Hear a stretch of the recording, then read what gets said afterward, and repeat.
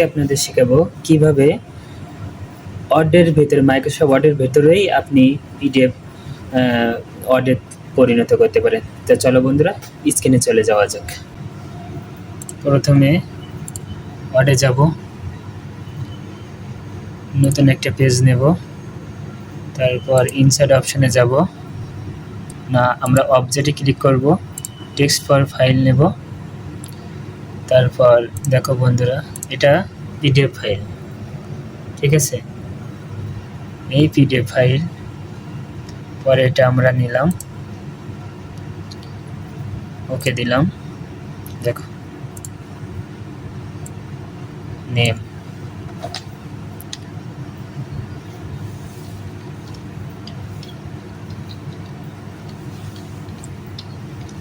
ঠিক আছে। তো বন্ধুরা কিভাবে পিডিএফ ফাইল ওয়ার্ডে পরিণত করবা, কোনো সফটওয়্যার বা কোনো ওয়েবসাইটের প্রয়োজন হবে না।